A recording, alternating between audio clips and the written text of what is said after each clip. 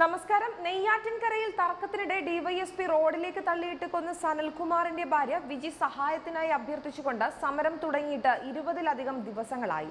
വിജിയുടെ കുടുംബ പ്രാരാബ്ധങ്ങളും ആവശ്യങ്ങളും സെക്രട്ടേറിയറ്റിന് മുന്നിൽ എത്തി വിവരിച്ചിട്ടും കാണാത്ത മട്ടാണ് അധികാരികൾക്ക്.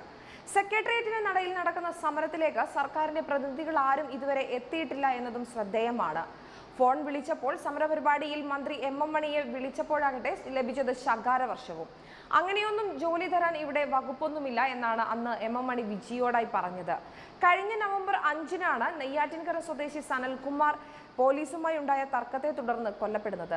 നെയ്യാറ്റിൻകര ഡിവൈഎസ്പി ഹരികുമാറും സനലും തമ്മിൽ വാഹനം പാർക്ക് ചെയ്യുന്നതിലുണ്ടായ തർക്കത്തിനിടെ സനലിനെ ഹരികുമാർ പിടിച്ച് തള്ളുകയും മറ്റൊരു വാഹനത്തിന് മുന്നിലേക്ക് വീണ് പരിക്കേറ്റ സനൽ മെഡിക്കൽ കോളേജ് ആശുപത്രിയിൽ വെച്ച് മരിക്കുകയുമായിരുന്നു. സനലിന്റെ മരണത്തെ തുടർന്ന് ഒളിവിൽ പോയ ഡിവൈഎസ്പി ഹരികുമാർ പിന്നീട് തൂങ്ങി മരിച്ച നിലയിൽ കണ്ടെത്തുകയും ചെയ്തു. 26 വയസ്സുകാരിയായ വിജി, 4ഉം 3ഉം വയസ്സുള്ള മക്കൾ, ഭർത്താവിനെയും മകനെയും നഷ്ടപ്പെട്ട അസുഖബാധിതയായ അമ്മ, ജപ്തി ഭീഷണിയിലായ വീട്, 35 ലക്ഷത്തോളം കടം. ഇതാണ് സനലിന്റെ കുടുംബത്തിന്റെ ഇന്നത്തെ അവസ്ഥ. നാട്ടുകാരുടെയും ബന്ധുക്കളുടെയും സഹായത്താലാണ് കഴിഞ്ഞ ഒരു മാസമായി ഇവരുടെ ജീവിതം കഴിഞ്ഞു പോകുന്നത്. സനലിന്റെ മരണത്തെ തുടർന്ന് സർക്കാർ പ്രഖ്യാപിച്ച ധനസഹായവും ജോലിയും ലഭിച്ചില്ല എന്ന ഒരു സാഹചര്യത്തിലാണ് വയസ്സായ ഭർത്തൃമാതാവും കുഞ്ഞുകുട്ടികളുമായി വിജി സെക്രട്ടേറിയറ്റിന് മുന്നിലെ റിലേ സമരത്തിനിറങ്ങിയത്.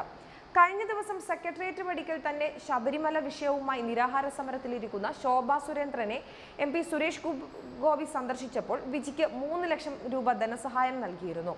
സുരേഷ് ഗോപി സർ 3 ലക്ഷമാണ് നൽകിയത്.